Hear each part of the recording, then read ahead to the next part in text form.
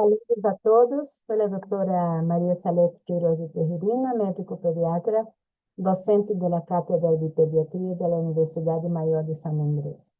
En esta oportunidad vamos a conversar sobre un tema muy actual, un tema súper importante para todas las familias y para las personas que presentan alguna condición de evolución crónica. Se trata del tema niños, niñas y adolescentes con necesidades especiales de atención en salud.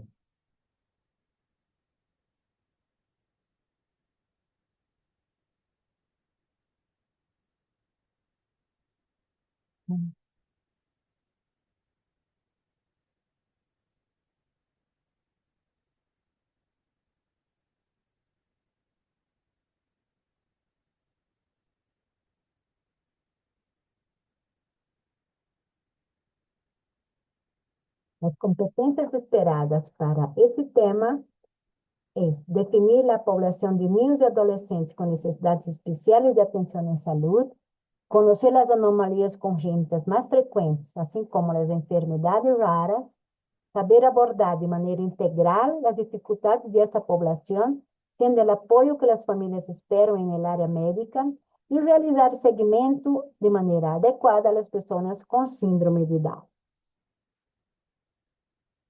La primera publicación acerca de los niños, niñas y adolescentes con necesidades especiales de atención en salud fue realizada en Pediatrics en 1998 en Estados Unidos, donde se presentó el concepto de niños, niñas y adolescentes que requerían, que tenían una condición física de desarrollo conductual o emocional crónica, que requerían servicios de salud y especialidades relacionadas de manera muito mais frequente que os niños em geral.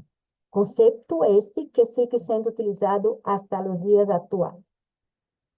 Corresponde a um grupo com problemas de saúde de evolução crônica, heterogêneo e de complexidade variável, que necessita um seguimento clínico regular, utilizando os serviços de saúde de maneira constante e diferenciada.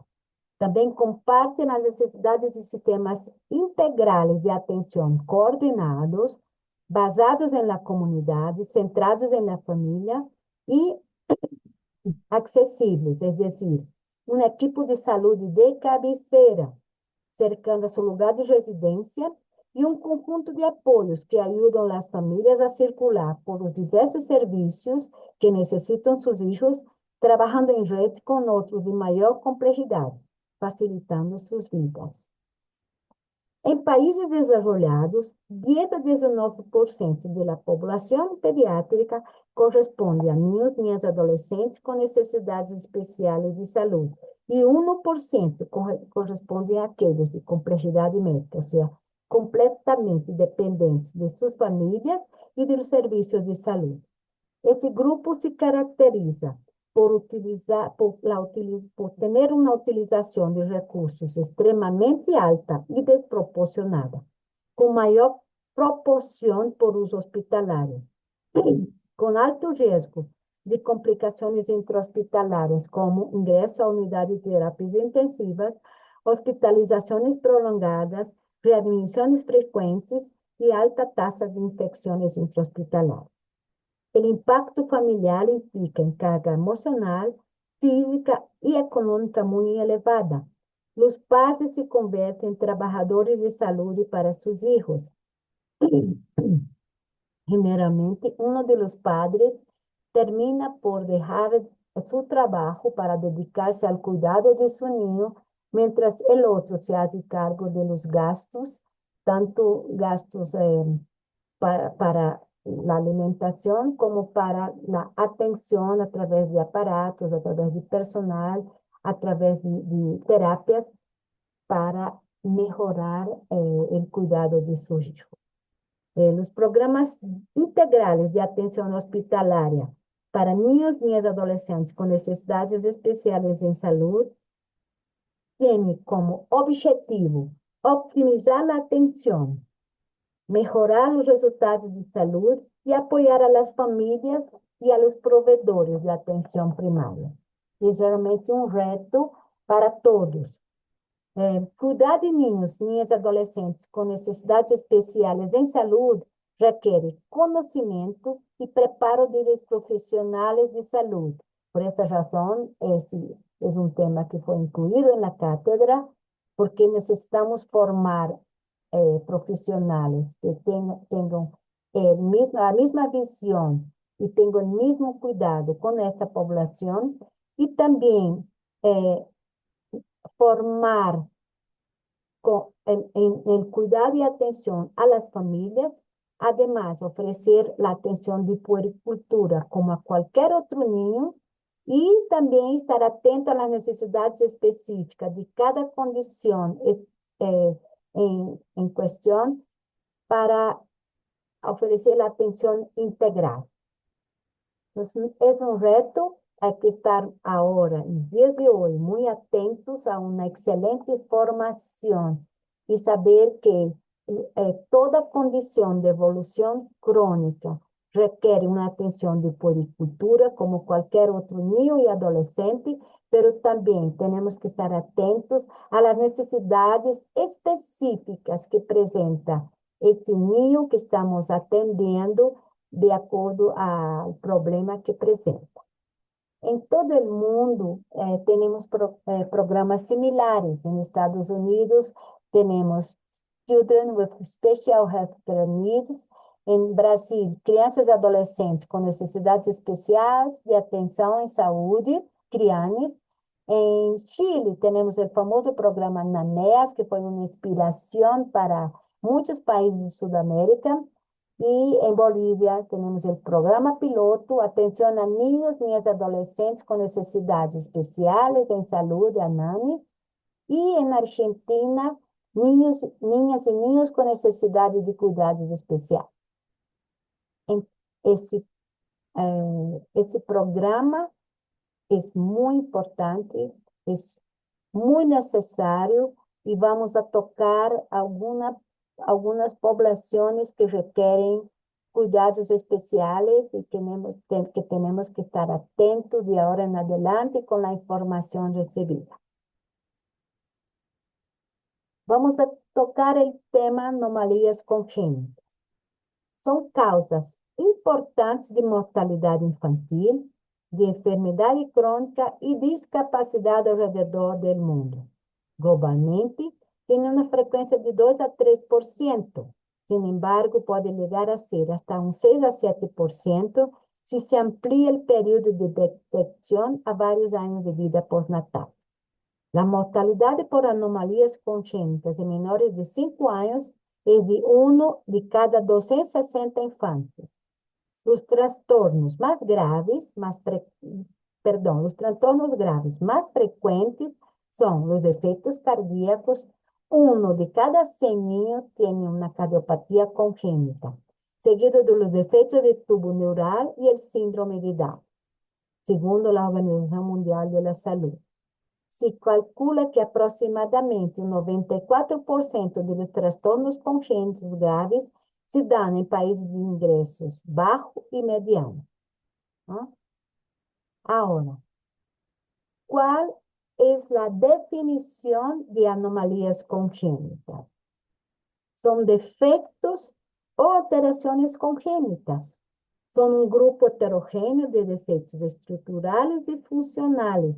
Funcionales como alteraciones metabólicas, hematológicas, inmunológicas, hipotonía, ceguera, sordera, entre otros, que se originó en el periodo prenatal, en particular durante las primeras 8 semanas de gestación, y que pueden manifestarse tanto en la vida intrauterina al nacer o en la vida postnatal. ¿Cuál es la etiología de las anomalías congénitas? Prácticamente un 50% tiene origen desconocido. El 25% son de origen genético y la consanguinidad aumenta la incidencia de anomalías congénitas y de discapacidad física. El 25% tiene origen multifactorial, genética y ambiental, como fisuras orofaciales, defectos de tubo neural y pueden también estar relacionadas con algunas enfermedades maternas crónicas, como obesidad, fenilcetonuria, hipertensión, diabetes y deficiencias nutricionales, sea de yodo o ácido fólico. Y el 3% se origina por factores ambientales, como teratógenos, exposición a radiación ionizante, pesticidas, metales pesados, antibióticos, anticonvulsivantes, retinoides, virus, alcohol, entre otros. El consumo de alcohol durante el embarazo puede ocasionar el síndrome alcohólico fetal y juntamente con la hipertermia materna o exposición a temperaturas elevadas en el primer trimestre del embarazo se asocian a defectos del tubo neural y catarata congénita.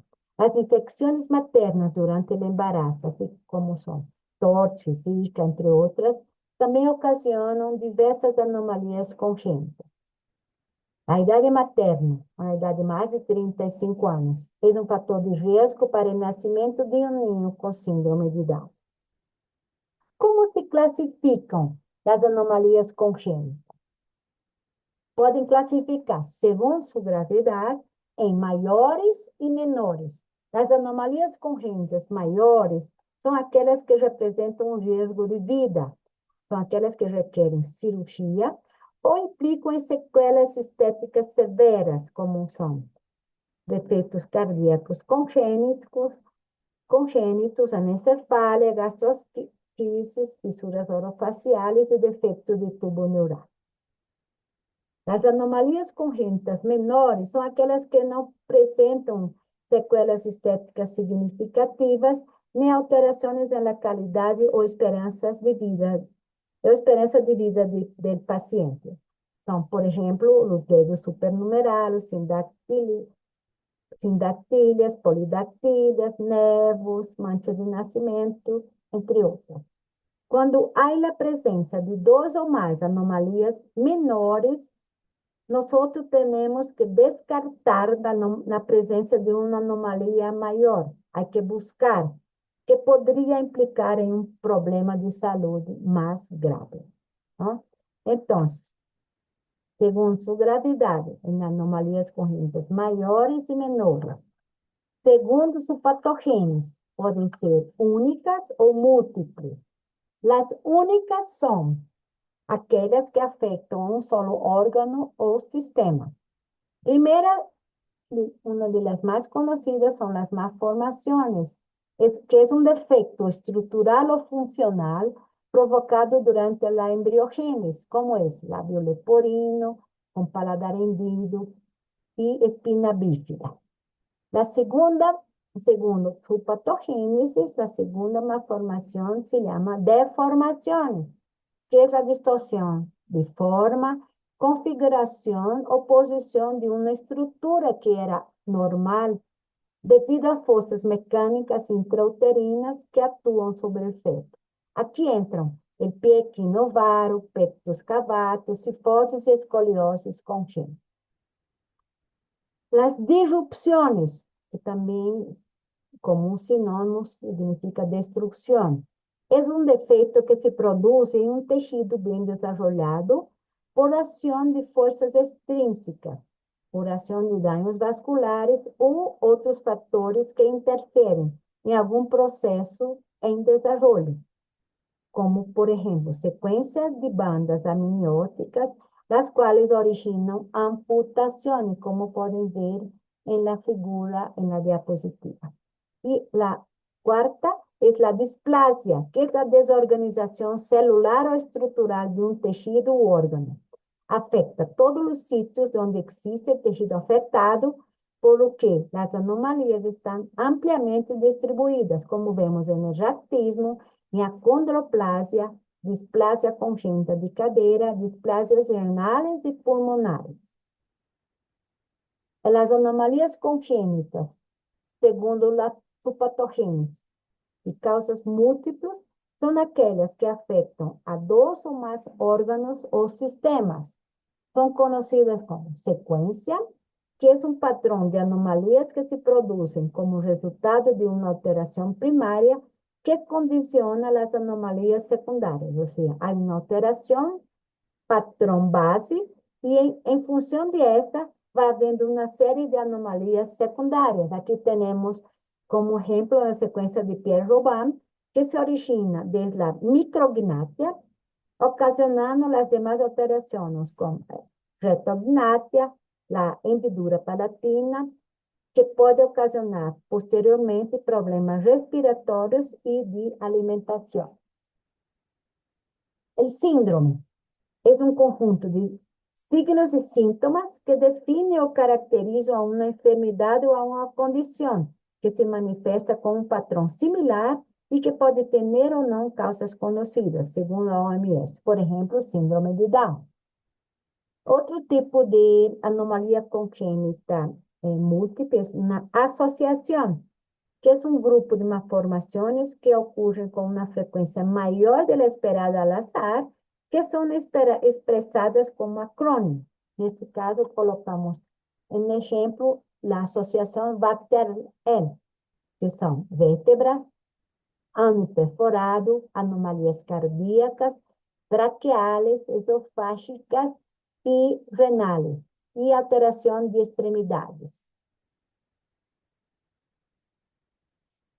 Y espectro se utiliza para describir un grupo de malformaciones que comparten un origen común, pero que pueden variar según su gravedad y presentación. Aquí colocamos con el ejemplo síndrome de Prader-Willi, que incluye una serie de características como obesidad, hipogonadismo, retardo mental y rasgos faciales característicos.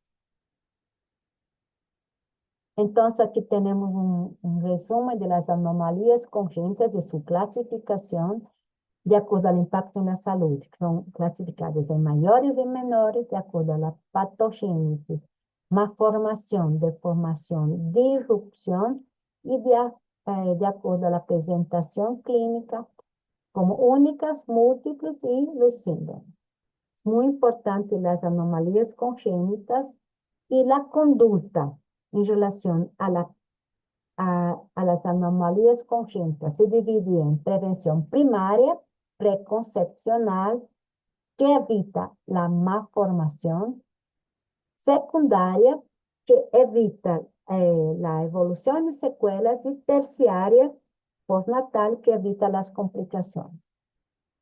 En la prevención primaria, hay que realizar asesoramiento genético porque tenemos el objetivo de evitar el problema, evitando en los casos de consanguinidad y cuando haya riesgo de anomalías congénitas, planificación familiar y consumo de ácido fólico antes de la concepción. Importante revisar el capítulo de efecto de tubo neural.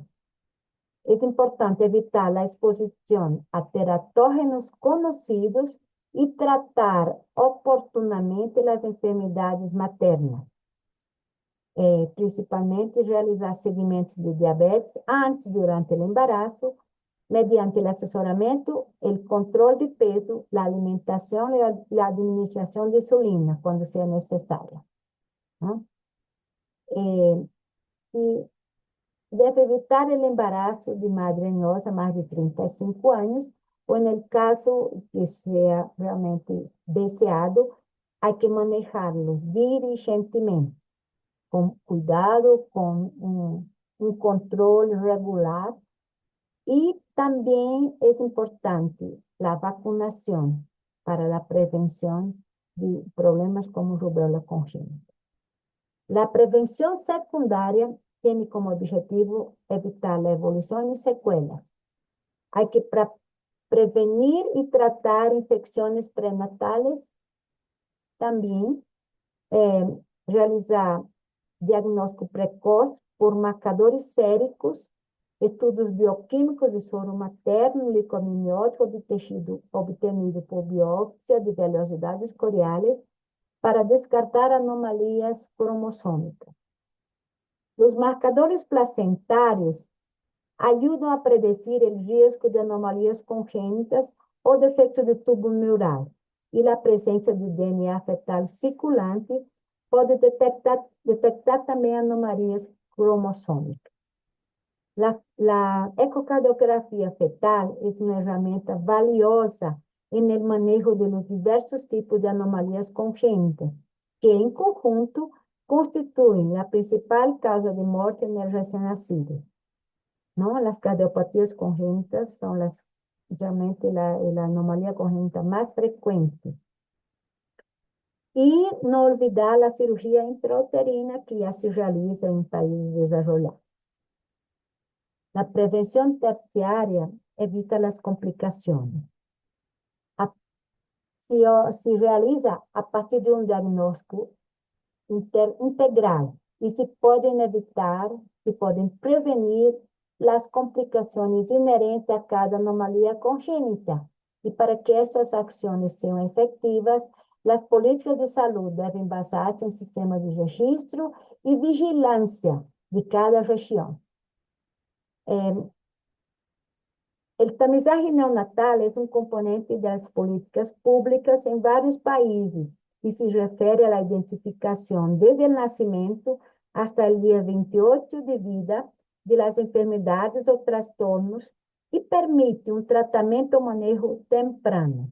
Se recomienda que los recién nacidos sean dados de alta del hospital después de haber sido sometidos a la prueba del reflejo rojo, es el tamizaje oftalmológico, oximetría de pulso, que es el tamizaje cardiológico, el tamizaje metabólico que se hace en el país a través del estudio de la fenilcetonuria, hipotiroidismo congénito, hiperplasia suprarrenal congénita y fibrosis quística.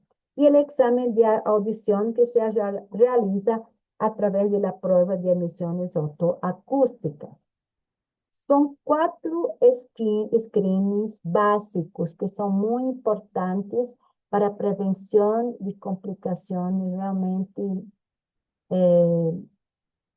es significativo. La sonda nasogástrica debe ser utilizada en todo recién nacido que presenta intolerancia en la alimentación y producción excesiva de secreciones orales, porque puede traducir la presencia de atresia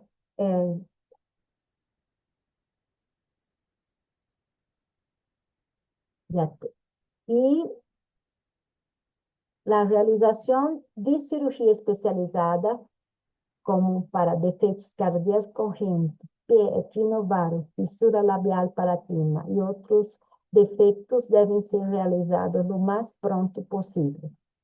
El tratamiento médico de los trastornos funcionales como el hipotiroidismo, entre otros, es esencial para el futuro del niño que lo presenta en la prevención de compromisos cerebrales que van a repercutir durante toda la vida de este paciente, ¿no?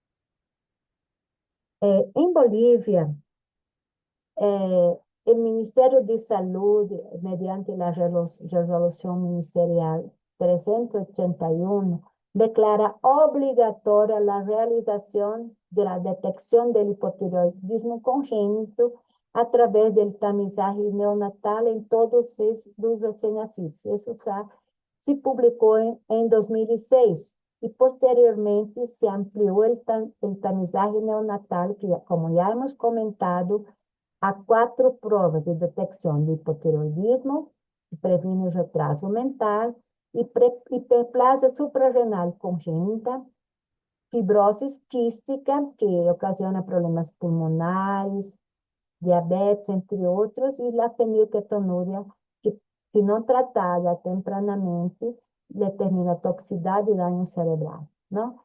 Y en el último año, el Ministerio de Salud y Deporte, a través del área de genética de la Unidad de Gestión de la Política de Discapacidad, realizó el pilotaje del sistema de registro boliviano para la vigilancia de anomalías congénitas. Es súper importante porque tiene como objetivo detectar las enfermedades congénitas y posteriormente establecer políticas de prevención y tratamiento de las mismas. Ese programa, ese registro y vigilancia de las enfermedades congénitas en su fase piloto, se enfocó en neonatos embarazadas que se identificaron en los departamentos de Potosí, Tarija, Beni, Oruro y en La Paz, en el Hospital de la Mujer, ¿no? Otro de los componentes del programa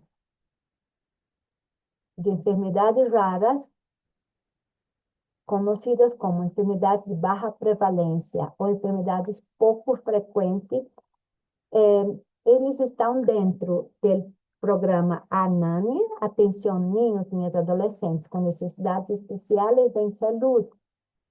As enfermedades raras ou enfermedades de baixa prevalência, conhecidas como enfermedades raras, são um conjunto amplo e variado de transtornos que se caracterizam por afetar a um número reduzido de pessoas, ser crônicos, progressivos e incapacitantes, se caracterizam por ter uma alta mortalidade e cujos recursos diagnósticos e terapêuticos são limitados e conlevam a múltiplos problemas sanitários, sociais, psicológicos, educativos e laborais.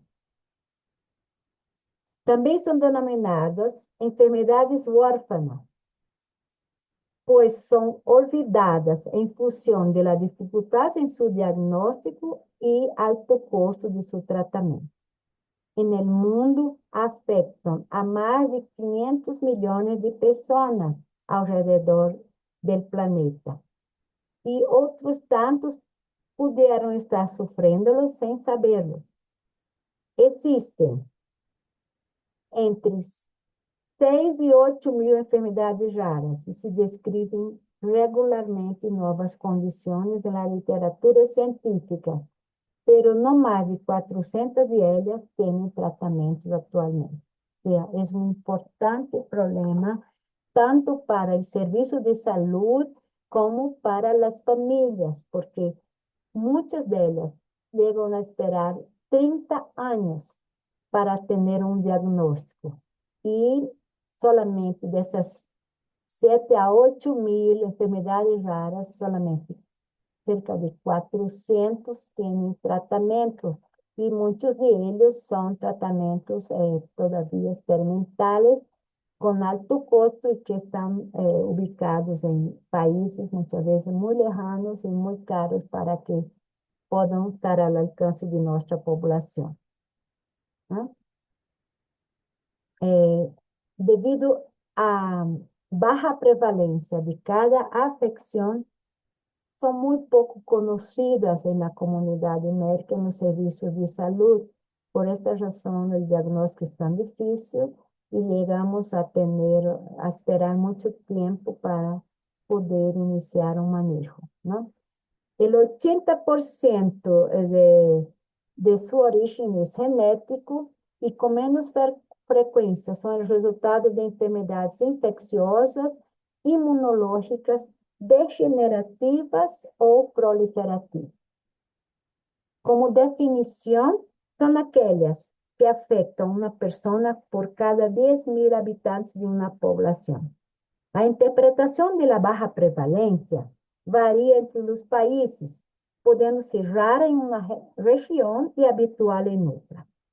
Este é o caso de talassemia, uma anemia de origem genética que é rara no norte da Europa, mas frequente na região do Mediterrâneo.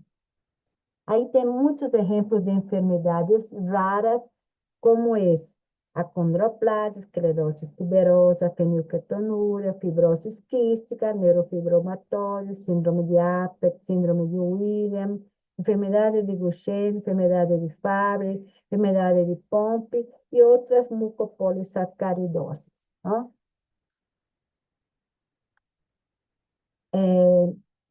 O impacto das enfermidades raras na mortalidade é mais evidente se se considera sua prevalência, número de pessoas por la enfermedade ¿no?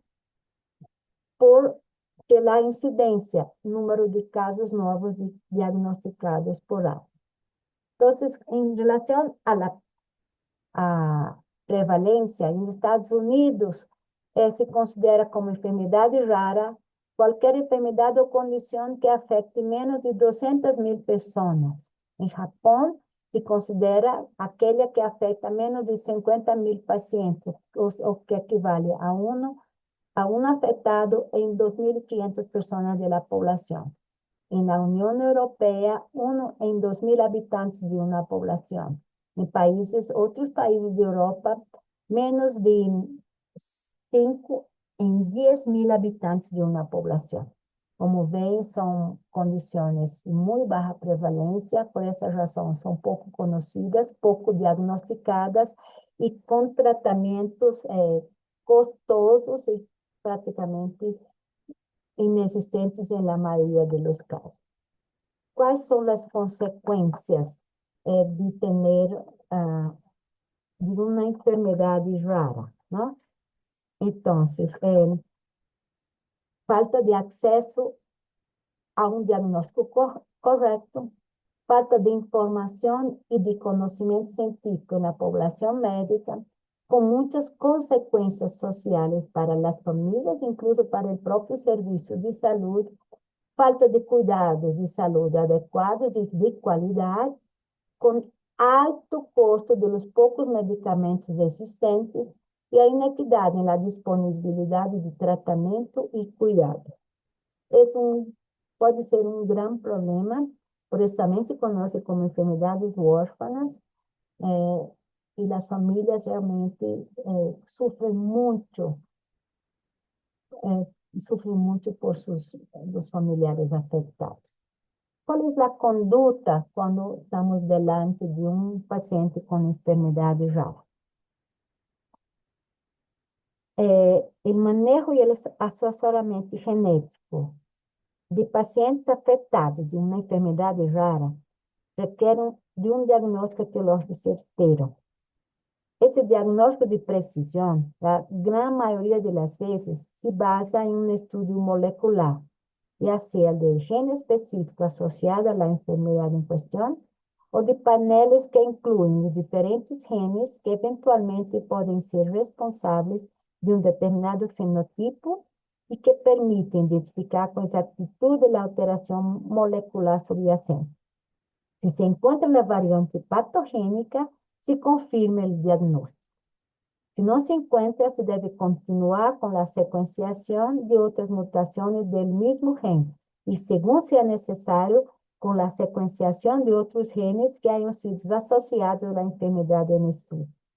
En las enfermedades lisosomales, el diagnóstico bioquímico confirmatorio se establece al demostrar la deficiencia de la actividad enzimática en leucocitos aislados de sangre periférica o cultivo de fibroblastos y en gotas de sangre en papel de filtro, ¿no?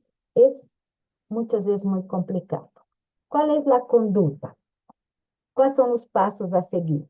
Comenzamos con la primera noticia, que se conoce con la comunicación adecuada del diagnóstico a la familia, con información médica y apoyo, con énfasis en el desarrollo de la resiliencia. Sabemos que la primera noticia es esencial para el desarrollo de la resiliencia de la familia, para que ésta pueda seguir con los pasos, con la adhesión al diagnóstico y tratamiento y apoyando al paciente afectado.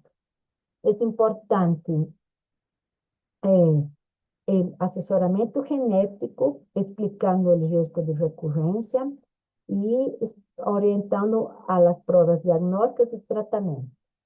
Uso de medicamentos biotecnológicos, intervención interdisciplinaria, trabajo en redes, formar agrupaciones de pacientes y familias de cada condición para fortalecer acciones de difundir información a la comunidad.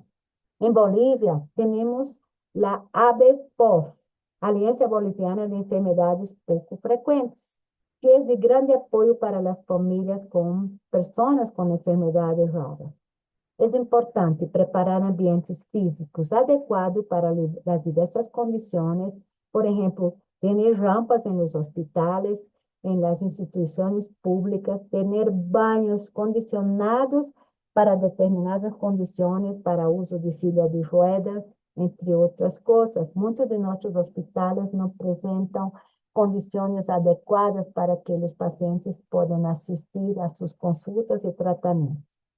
Es importante facilitar las terapias y apoyar y ofrecer apoyo constante a las familias. Muchas veces ellos viven en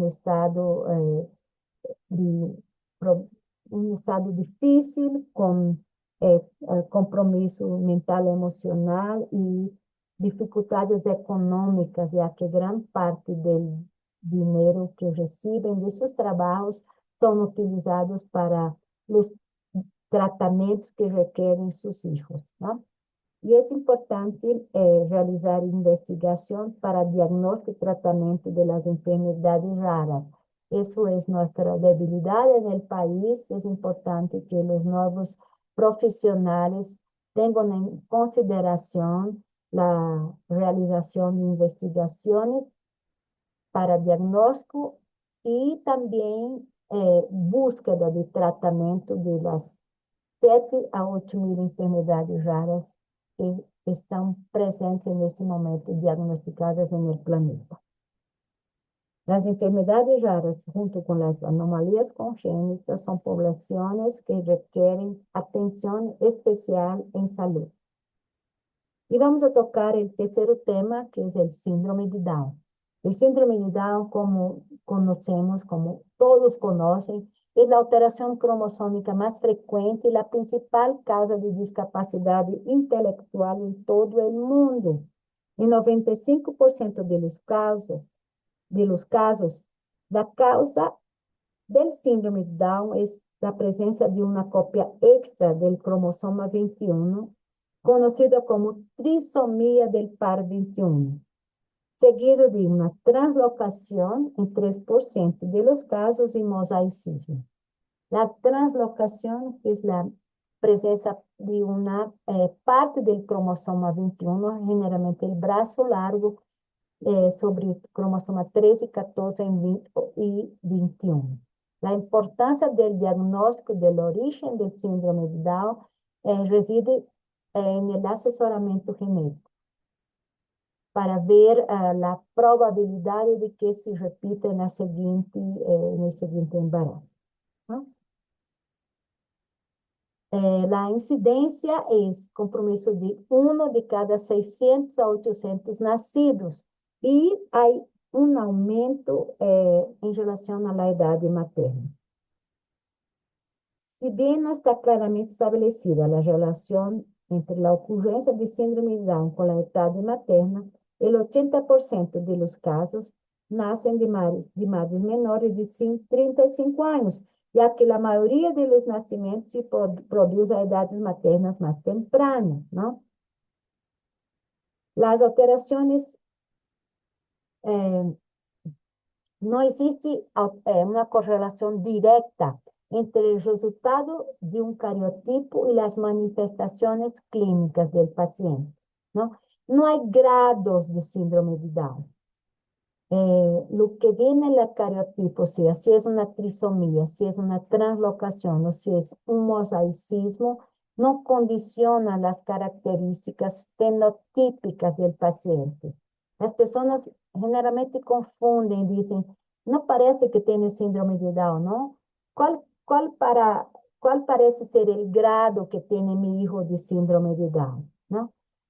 Sabemos que las personas con síndrome de Down son el ejemplo perfecto de que nada ni nadie puede predecir hasta dónde pueden llegar, ¿no? Hay muchas personas con síndrome de Down alrededor del mundo, ¿no?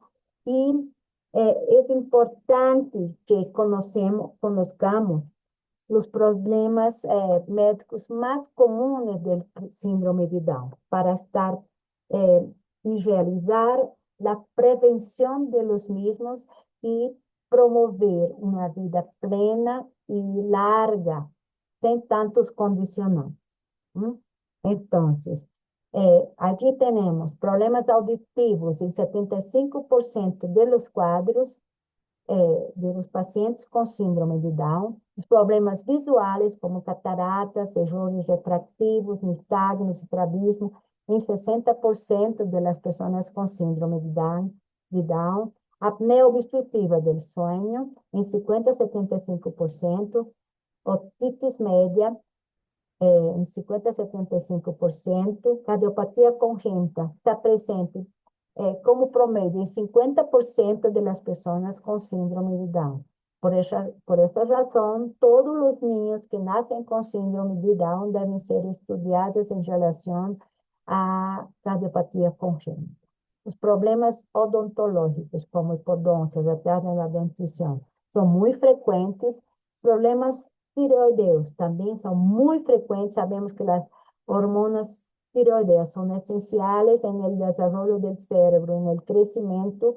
Es importantísimo hacer el screening neonatal en la detección en el descarte y detección de hipotiroidismo, porque van a llevar a problemas ya por toda la vida del paciente si no son detectadas a tiempo.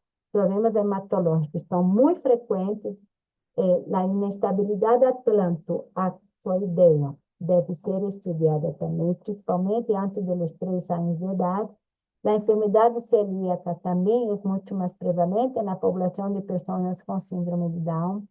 Y últimamente está relatando casos de autismo de diagnóstico unimodal y síndrome de Down de una manera también muy frecuente, llegando casi al 40%. Y se confunden mucho. Muchos de los síntomas de autismo también están presentes en el síndrome de Down, por lo que siempre debe ser sospechado en pacientes con síndrome de Down que no son tan sociables, que están generalmente aislados, que no es la característica de la persona con síndrome de Down. Las atresia gastrointestinales también son muy significativa de la población. Hay que llevar en consideración el crecimiento diferenciado de la persona con síndrome de Down. Hay que utilizar curva de crecimiento específica para la población con síndrome de Down, de acuerdo a la edad y al sexo. Y tenemos un retrato de desarrollo neuropsicomotriz en relación a la población sin síndrome, por lo que los niños y adolescentes con síndrome de Down deben ser evaluados de acuerdo a tablas con hitos de desarrollo propio del síndrome de Down. Entonces, tanto el crecimiento como el desarrollo de las personas con síndrome de Down deben ser evaluados con tablas y con patrones propios de esta población. Hay mucho más frecuencia de problemas autoinmunes como de predisposición a infecciones.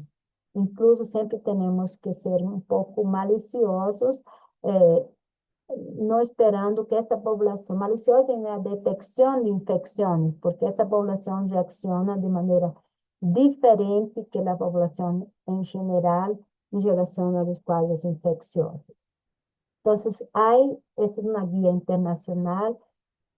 Tenemos que llevar en consideración todas las áreas de predisposición y las edades y realizar un control prácticamente anual de todas estas áreas comprometidas, como sea corazón, vista, oído, eh, tiroides y cadera, hipotonía, usar tablas de crecimientos propias para el síndrome, evaluar de acuerdo a los hechos de desarrollo del síndrome de Down, ver la parte odontológica, descartar enfermedades celíacas y eh, en que los niños con síndrome de Down sean incluidos en la escuela regular.